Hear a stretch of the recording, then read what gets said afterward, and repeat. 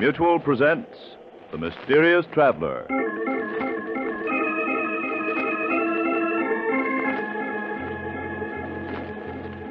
This is The Mysterious Traveler, inviting you to join me on another journey into the realm of the strange and the terrifying.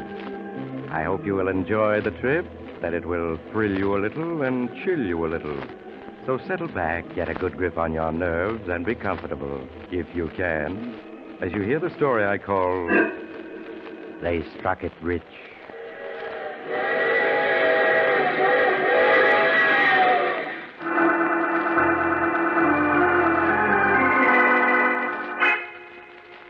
Our story tonight begins behind the high gray walls of a state penitentiary. It is early Monday morning, and Dr. Richard Worth has just taken up his duties as a newly appointed staff psychiatrist at the prison. As he sits in his office studying the medical records that have been turned over to him, there's a knock on his door. Come in. Sorry to bother you, Doctor, but they just brought a prisoner from the warden's office for you to examine. Case of hysteria. Hysteria? That's what they said. Very well, Cook. Show him in. Okay, in here, fellow. That's a hot one, really a hot one. Me, Frankie Williams, on top at last. I'm a big shot. Here's his medical record, Doc. Well, thanks, Cook. That'll be all. Yes, sir. All right, sit down, Williams. Williams, sit down. That's better. Here, drink this. Drink this. Now, let me see. Frank Williams, age 34. Uh-huh. How do you feel now, Williams? I'm okay now, Doc. I guess the news was too much for me. Everything's going to be all right now. You know what I mean. You take care of me, Doc, and I'll take care of you. I see. Williams, tell me about yourself. What do you want to know? Well, anything you feel like talking about. Tell me about your childhood. How you happened to be in prison. Well, when I was 14, I was sent to reform school for knifing a guy. When I was 18, I got a 4 to 6 year stretch for a stick-up. Mm-hmm. Well, why are you in prison now? You mean you don't know? I'm afraid not. Doc, 6 years ago, my picture was in every paper in the country. I was famous. Well, 6 years ago, I was in a Japanese prisoner of war camp, so I'm not familiar with your exploits. Well, why don't you tell me about it? Sure, Doc. It all began back in 41, about a month before Pearl Harbor. I just gotten out of the big house on parole, and I managed to land a job as a sandhog on a tunnel that was building under the East River between Brooklyn and Manhattan. Well, one day I'm knocking off for work when I hear my name being called by... Hey, Frank. Frank Williams. What's the matter? Don't you recognize an old pal? Marty! Marty Davis, how are you, pal? Swell. Hey. When'd you get out, kid? 2 weeks ago. Parole, huh? Yeah. You working on this tunnel, too? Yeah, 6 months now. Huh? Frank, you're just the boy I'm looking for. What's up? Ever since I got out, I've been working on a little idea of mine. It'll take 2 guys, and the haul will be at least $100,000. Oh, nothing doing, Marty. What do you think I took this job for? I'm a 3-time loser. One more rap and they'll send me up for life. Look, kid, ain't I in the same boat? I'm a 3-time loser, too. And you ought to have more sense. From now on, I'm going straight. I'm not going to risk getting a life sentence. But, Frank, this idea of mine, it ain't any cheap stick-up. It's something big. And there's enough dough in it so that we can retire for the rest of our lives. Nothing doing. Ain't you even interested? No. They sure got you scared of that life sentence, ain't they? Yeah. So long, Marty. See you around.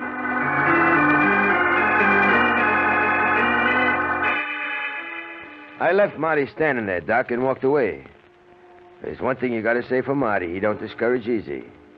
Day after day, he'd be waiting for me when I knocked off work. We'd have a few drinks together, and then Marty would go to work on me, trying to suck me into this big job he kept hinting about. Got so I took to avoiding him. And one night while I was in a bar on the east side, Marty comes in and sees me sitting alone at a table. He pulls up a chair and sits down. Hello, kid. Did you hear the news? What news? Now that this country's in the war, they're going to stop working on the tunnel. You and me are going to be out of work in a couple of days. It's okay with me. I was getting sick of that job anyway. What are you going to do now? I don't know. Why don't you play it smart? Throw in with me. I tell you, kid, this job I got lined up can't miss. That's what you keep saying. Frank, I feel so sure that if you knew what the job was, you'd go in with me. So I'm going to tell you about it. I ain't asking you to. I'll take a chance. While we was in stir, you remember me telling you about where I grew up? Yeah, on the East River up around 106th Street. Yeah, at Hellgate. I also told you about the way I was a sewerage pipe inspector for the city when I was a kid. Yeah, I remember. Frank, not many people know what the island of Manhattan is like underground. It's more than just a couple of subways. Why, underneath the streets are big gas mains, water pipes, electric lines, phone cables, and tunnels, and sewerage pipes big enough to drive a car through. What are you getting at? Kid, there's hardly a square foot underground this island that ain't honeycombed with pipes and sewers. And when it comes to sewerage systems up in my old neighborhood, I'm what you might call an expert. Okay, so what? Come on over to my room. I want to show you something. Yeah, what? You'll see. Come on. Let's go.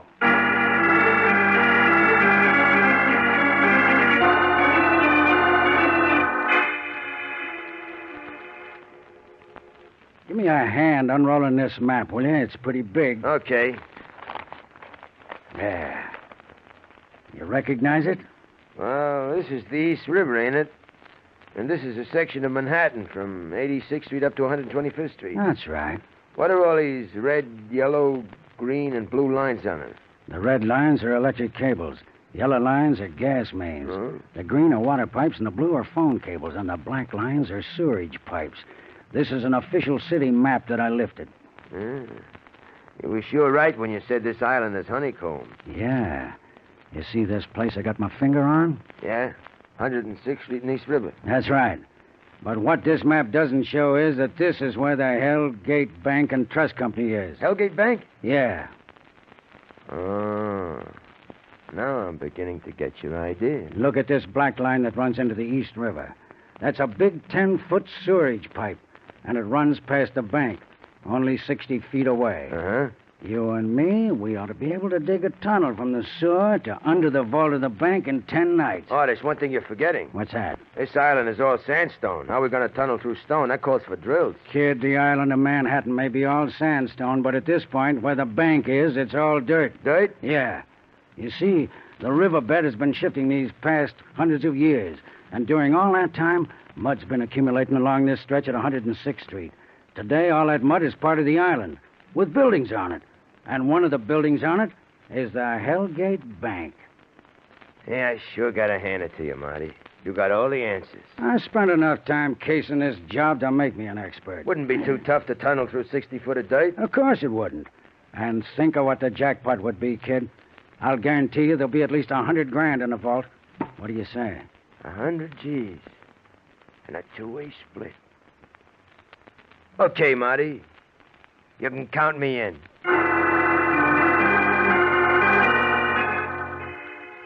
A few days later, Marty and me moved into a basement cold water flat a block away from the bank. Every night for a week, we kept bringing to the flat things we would need for the job. A two-man rubber raft, shovels, pickaxes, flashlights, tape measures, small boards for shoring up the tunnel. No college engineer ever cased the job better. A couple of weeks later, Marty and me figured we was ready. We waited until a dark night, then we took the rubber raft, shovel, and the pickaxe and left the flat. We went to the rear of the old tenement house where there was a manhole that led down into the sewerage pipe. We eased the manhole cover off, and Marty started down the ladder. I handed him the stuff, and then I followed, after pulling the cover back on the manhole. 15 foot down, Marty was standing on a small ledge. The water swirled past a little below the ledge. Frank, hold the raft while I fill it with air. Okay, Marty. Now, where'd I put that tube? Ah, here it is. It shouldn't take more than a minute to fill it up. Hey, is there any danger of gas down here, Marty? Not in winter. Boy, that water's sure running fast. Yeah. We'll have to be careful or we're liable to be swept out to the river. Okay, Frank, she's all filled up. Now drop the raft into the water and hold on to it. Right. Now, just wait until I tie the end of this rope to the ladder. There. Now get in, kid. Yeah. That's it. Now hold the raft steady while I get in. Easy does it, Marty. Now I'll play this rope out nice and slow, and we'll float down to the right spot. Here's the first knot on the rope, and that's 50 feet. 100. 150. 200. This is it, kid. Right here. Okay, Marty. Now try to hold the raft as steady as you can while I break into the wall with this pickaxe.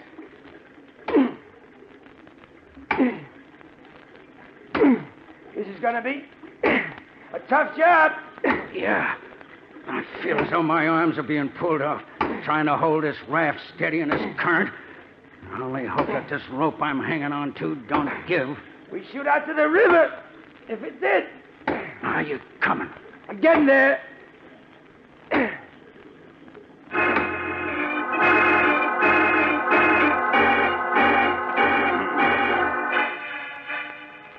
That night, we broke through the concrete wall and reached dirt. The second night, we tunneled through 5 feet, slanting it upwards so that if the water in the sewer rose, our tunnel wouldn't be flooded. The third night, we dug another 6 feet, shoring up every other foot so there wouldn't be any cave-in. Night after night, we worked. And soon the tunnel was slanting down sharply so as to end up under the floor of the vault. While one of us dug, the other would get rid of the dirt. On a Wednesday night, exactly 2 weeks from the time we'd started, we figured we were under the vault of the bank. Marty and me rested up a couple of days. Then on Saturday afternoon, we went over our plans for the last time. Well, this is it, Frank. Tonight's the payoff. At about 9 o'clock, we'll leave. Yeah, it shouldn't take us more than an hour to burn through the floor of the vault. You know what those old bank vaults are like. The sides and top are a couple of feet thick, but the floors are always thin. Sure. We won't have much trouble. We should have the vault cleaned out by midnight. We'll spend the rest of the night getting rid of the equipment. The river, huh? Yeah. Then we'll go over this flat with a fine-tooth comb. Make sure we ain't leaving anything behind. And we'll wipe down the whole place so the cops won't find any prints. By tomorrow morning, we should be ready to travel. That's right. When the bank opens Monday morning, we'll be in the hideout upstate. A few months there, the heat'll be off. And then you and me, kid, are gonna have ourselves a time. We sure are, Marty. Okay. We'd better try to grab a couple hours shut-eye. We got a tough night ahead of us.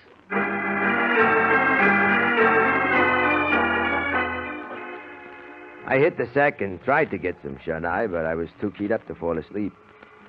The hours dragged by, and soon it got dark. At 9 o'clock, we left the flat. A few minutes later, we were going down the ladder into the sewer. We filled the raft with air, loaded our equipment on it, then floated down the sewer to the tunnel we built. Each of us grabbed a suitcase and started snaking our way through the tunnel. First, there was a gradual climb of 15 feet. Then the tunnel sloped sharply for 50 feet, with us ending up under the vault.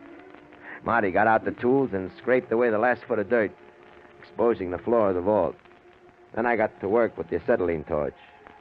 It was tough working in a 3x4 hole. A half hour passed, and I was still burning my way through. How's it coming, Frank? Won't be long now, Marty. The air is sure foul in here. Yeah, it's hard to breathe. I think that does it. Hand me the pickaxe, Marty. Here you are, kid. Just a couple of taps, and this piece of floor should give.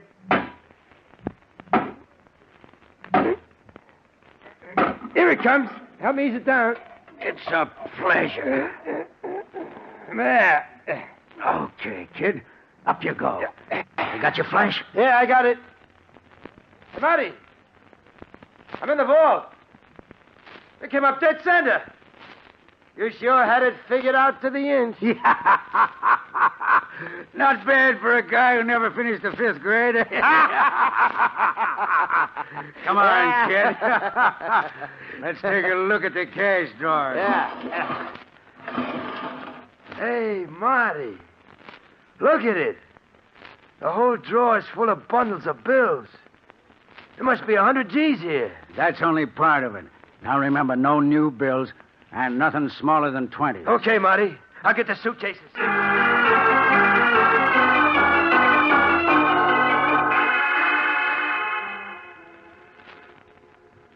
Well, kid, that does it. 120 G's. We couldn't cram another bill into these suitcases if we tried. Gee, Marty. Look at all the dough we're leaving behind. Yeah, I know how you feel.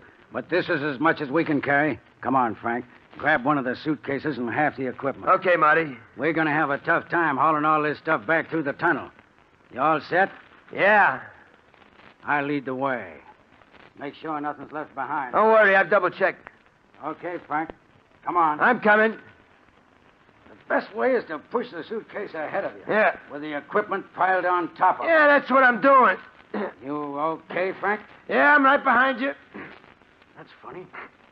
I feel as though I'm slowly sinking. Yeah. Marty, the floor's caving in. We're falling. We're falling!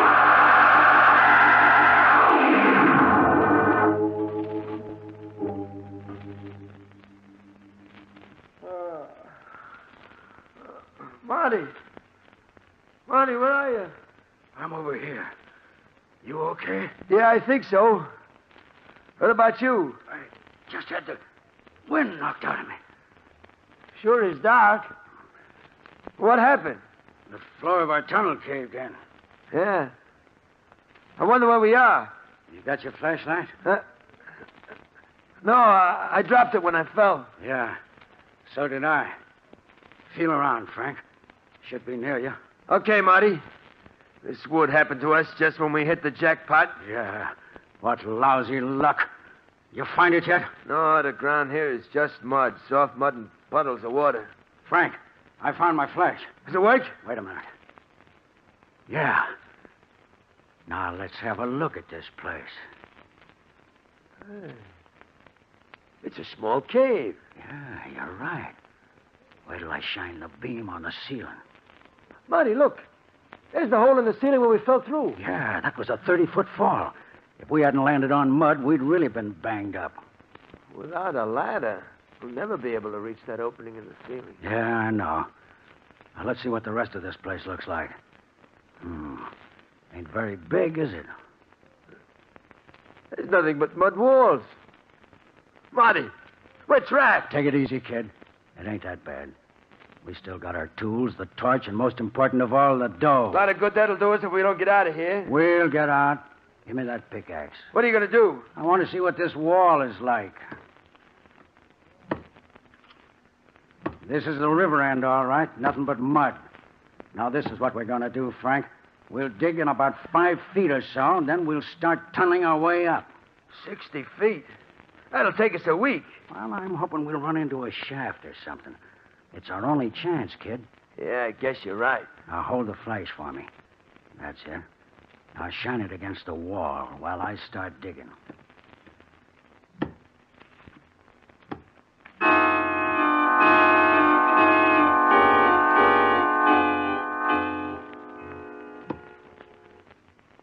I guess you dug about 3 feet, Marty. Yeah, just about. Want me to take over? I ain't tired yet. Frank, I struck wood. Heavy wood. What do you think it is? I don't know. Maybe it's the wall of an old cellar. A cellar? This deep? Could be. Hold the flash closer while I scrape away the mud from the wood. Look, it's solid wall of heavy timber. It must be at least 100 years old. See how rotten that wood is? Sounds hollow. I'll bet it's a cellar. You think it might lead up to some old building? Could be. Get the torch, Frank. Let's burn our way through. Okay, Marty. It feels about 8 or 9 inches thick. Well, here's the torch, but it ain't gonna last long, Marty. It's almost all used up. Yeah, I figured as much. Well, go ahead, kid. See what you can do.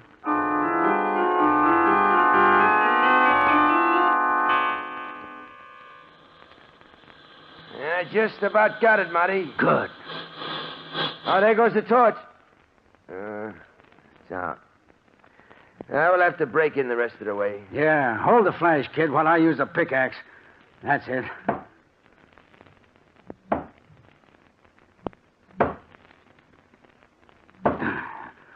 A couple more and it should give. We got an opening. Give me the flash, Frank. Here you are. What do you see, Marty? Looks like a room of some sort. The floor's about 3 feet down, covered with mud. I'm going to climb in. Come on in, Frank. I'm coming. Hold the flash this way. The air in here is sure musty. I'll shoot the beam around so we can see what this place looks like. What's the matter with you? Marty, didn't you see it? Over in the corner. Something white. It looked like a skeleton. A skeleton? Yeah, you're right. Let's take a look at it. Marty, I want to get out of here. I don't like this. Get hold of yourself, will you? Well, look at this. A sword. A sword? Yeah, and an old one, too. And the skeleton, it has the remains of a uniform on it. Frank, this ain't no cellar. We're on a ship. A ship? Yeah. This is a cabin we're in. But what would a ship be doing here? Back in the old times, the East River at this point was dangerous to sailing ships. That's how it became known as Hellgate. So many ships used to sink at this part of the river. And this is one of the ships that sank in Hellgate? Yeah. It probably sank over 100 years ago. And the tide swept it along the bottom of the river to this bank. As the years passed, the wreck became covered with mud. The riverbed changed, leaving it behind. You mean this wreck is buried under the East River shore? Yeah, that's what I figure. There ought to be a door somewhere in this cabin, leading to a passageway. You see it? No. Then the walls are so covered with mud, it's hard to tell. Yeah. Wait a minute. There may be a door here. Hand me the pickaxe. Here you are. It's a door, all right. And here's the handle. Is it a passageway, Marty? No. No, it's a small room. Look, there's a half a dozen chests in here. Chests? Yeah.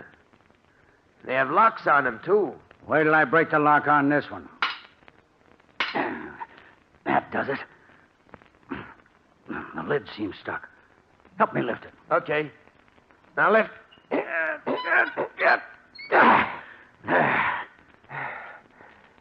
Hey, look. It's full of copper coins. Frank, these ain't copper coins. Huh? Look, scratch one. These coins are gold. Gold? Frank, this is a treasure ship. A treasure ship, do you hear? Well, there's 10 times as much dough here as there was in the bank. We're rich, kid. We're rich. How much do you think there is in here? I don't know. But there must be millions. Think of it. And it's all ours. How are we going to get it out of here? How are we going to get out of here, Marty? Yeah, that's right. This wreck is probably buried 60 feet under the East River bank. Yeah. We'll have to go back to the cave and find another spot where we can start digging our way out. But what about all this gold? Don't worry, kid. We'll be back for it. But first we got to get out ourselves. Come on. Let's go back to the cave. Yeah. The air is sure better in the cave. Yeah. Now, let's try one of these other walls. You start digging, Frank. Okay, Marty, you just... Hey, the beam is flickering. Yeah, the batteries are shot. There it goes. Marty, we can't dig our way out in the dark. Well, don't you think I know it? It looks like the game is over, kid. Well, you may as well sit down and take it easy. But we just can't stay here in the dark. You got any better ideas? No. Guess not. What's going to happen to us, Marty? Come Monday morning, the cops will be swarming all over the bank. They'll find the tunnel we dug under the vault. Then they'll find us. Probably some fat sergeant will fall through the tunnel and land in our laps. And the 120 G's and all the gold we found? Well, the bank will get back the 120 G's, and as for the gold we found, your guess is as good as mine. That's a hot one. We hit the jackpot twice in one night to the tune of millions, and we end up behind the 8-ball. This is really a hot one. All that has to happen now is for that fat sergeant to fall through the tunnel and land in our lap.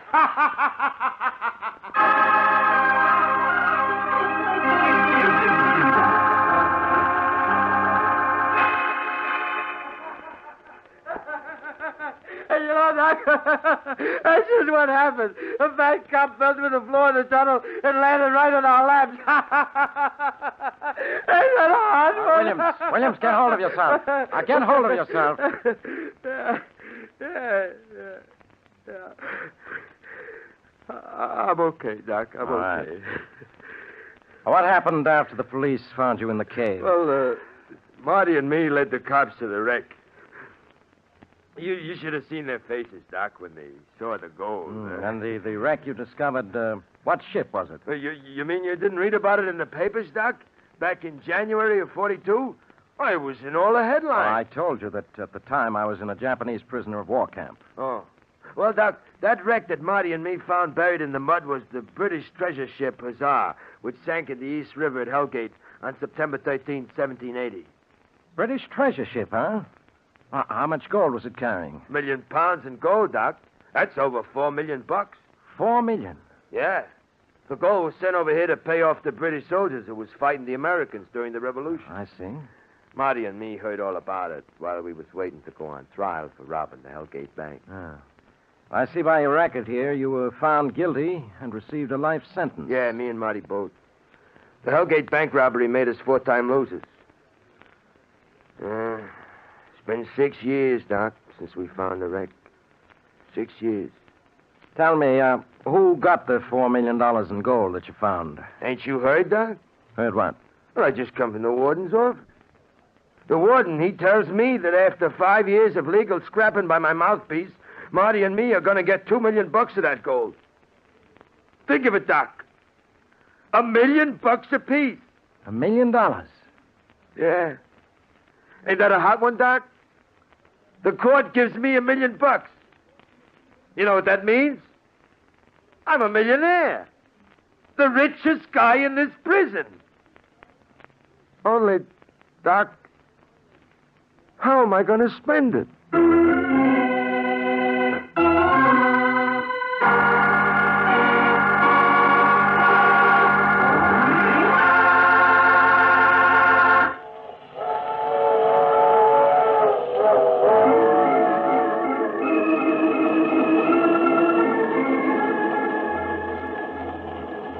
This is the mysterious traveler again. Did you enjoy our little trip? What happened to Frank Williams? Oh, the rich fellow is still serving his life sentence. All of his fellow prisoners have nicknamed him the millionaire. But the problem of spending the money is driving Frank crazy. However, he hasn't given up yet. Right now, he's figuring out how he can take it with him. Now, I recall another young man once who decided that money was the root of all evil, so he... Oh, you have to get off here. I'm sorry. I'm sure we'll meet again. I take this same train every week at this same time.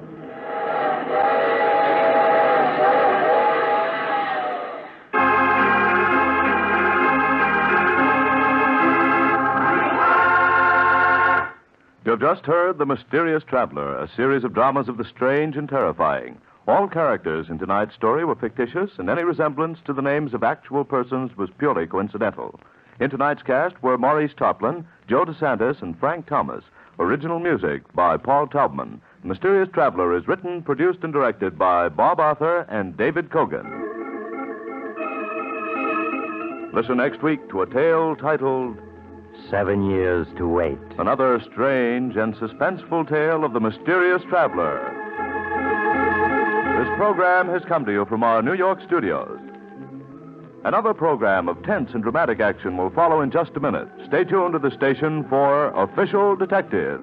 Carl Caruso speaking. This is the Mutual Broadcasting System.